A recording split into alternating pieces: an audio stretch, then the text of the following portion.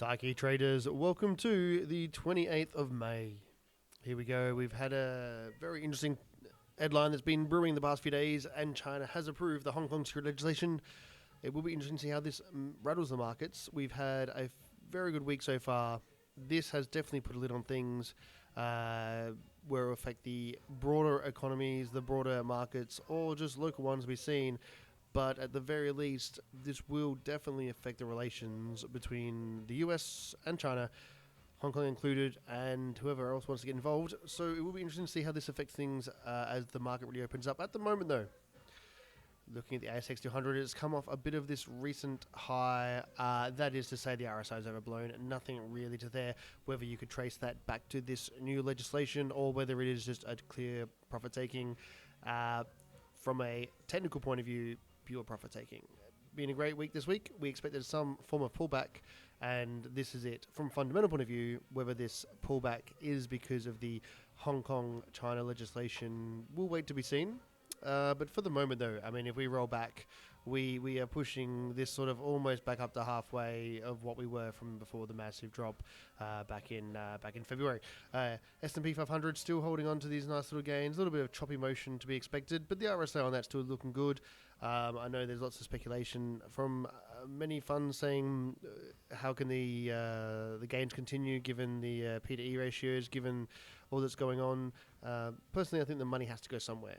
Bonds are returning very low yields. Property, yes, no. The stocks are still very liquid. There's still a lot of good companies that are undervalued based on previous results. Obviously, they will need to be changed with the future forecast earnings. But at the end of the day, we're looking at a good rally here. It's really tough to agree one way or the other whether we'll continue or not. With trading, it's always about, for me, risk management more than anything. So I do have a good amount of my equity in stocks, definitely nowhere near all of it, and I continue to hold. There will come a point, though, that once I've returned a good amount of equity profit, I'll probably need to get out of the market just from my own strategy point of view.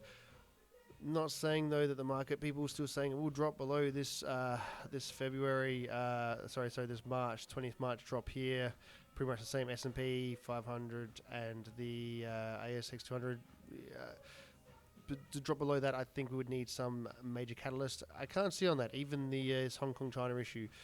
So for the moment, happy to stay long. RSI aside, if you're a day trader, obviously you will look at these technicals, maybe take a bit of profit.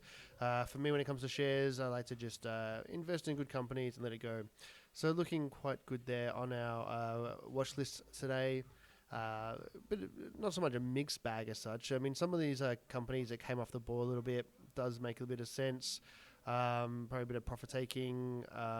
STO Santos had their news release about the Papua New Guinea purchase. I thought that was positive for the market. It's come off a little bit. That's fine. But overall, good day overall. I wouldn't say, though, as good as some of the other days with some of these reds creeping in. But again, I mean, even looking at Westpac after yesterday's, was it 8% take, something around that, another 4 as well as then. So definitely, I think a lot of the traders are seeing, and institutional traders are seeing undervalued stocks and trying to snap up them as we go. But let's move on to our good old crypto friends. Now, we left the trend line in. We originally had it down here when it was up here. It broke that. And I've deliberately left the trend line and have not adjusted it because I just really need it to see that it needs to stick here to hold some sort of strength. And as you can see, Ethereum as well. So to get over 10, it needs this sort of a drop down here. If anything, I would have expected it to drop further, which says to me there could be further drops. But if not, maybe it's going to try the over 10 again. I'm really in the middle at the moment. I'm happy to hold on to my holdings. At the moment, I'm accumulating profits on the altcoin market, and that's probably the way I'll go at the moment. Leave my Bitcoin holdings at the moment. If it does do that pump and get over 10 and hopefully head towards 11 and a half, then I'll look at taking profits. But anything under this sort of $9,000 mark, I mean, it needs to drop under 8 for me to start accumulating again. In the meantime, I will look into my altcoin holdings. That said, looking into some of the interesting news lines of today for Bitcoin. Grayscale, 1.5 times the amount of Bitcoin being mined. I haven't seen the actual numbers of just how much that is in regards to, is there going to be a supply shortage? I just don't see that happening. But it's interesting nonetheless that these larger fund managers are accumulating Bitcoin, and that's what I see as well, that there is accumulation going back here. I'm sure there is accumulation here and here of Bitcoin, Ethereum as well. I'm sure there's this good accumulation going on. At some point, that will bust. On the altcoin market, Engin with this Minecraft soiree is very interesting. I think Engin's always been good. Engin Coin's been good at that with how it has operated within the gaming environment. And Engin itself has had that nice pump today. Whether it will hold on to that, as you can see here, will it drop back? I've made some good profits off Engin, riding these sort of pumps and bits. Didn't get on it today just because didn't know idea what was coming up. Obviously, love to see the future. But back here, if it does pull back or maybe hang around here, I'll look another Engin coin. The trade I was looking at the moment was Cardano though. You can see how it's bounced around a little bit. It's showing some strength, and even then, and this is before I even started this podcast today. It was sitting around here. Looking at this from a technical point of view, it's breaking. It looks like it wants to push a bit higher. So it will be interesting to see if it manages to do that in the short term. Omosgo had that massive pump during this week, and that has since then sort of come back and leveled out. It's always interesting after these massive pumps to see what happens. Obviously, the bots do a lot of the trading, and really their direction. If it gets back down these lower levels, you can see it back on here, the high around there. If it gets back around there, I'd probably look at buying in and seeing how it goes from there. And then just looking a bit towards the silver and gold. Silver's still trading sideways. I would have thought a bit more spike from now. There is some expectations that silver will have a rally. For me to accumulate at the moment, the RSI is in the middle, the prices go sideways. There's no reason for me to get into silver. I would need to see another RSI lower and then, reconfirm the fundamentals before jumping in again.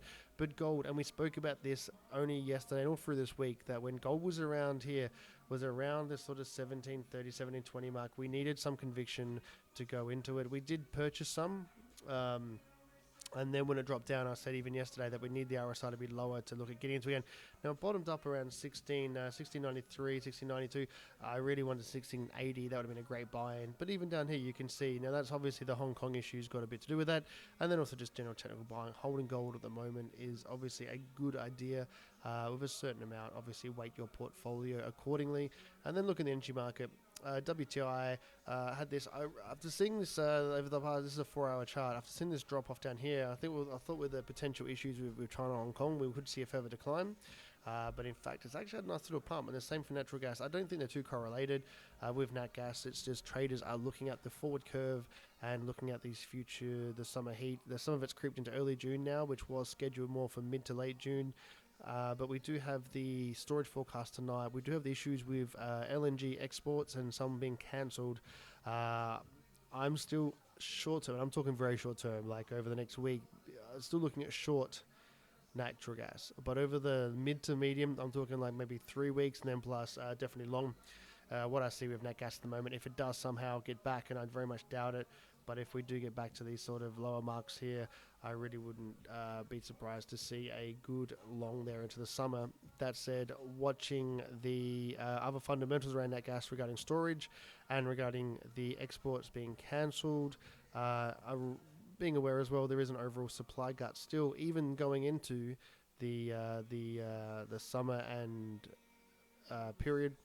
That said, looking forward even still, keeping in very mind of these fundamentals over summer, looking for some sort of peak. If I do see something, I mean, I'll call it now, over $3. To me, that's going to look like a short.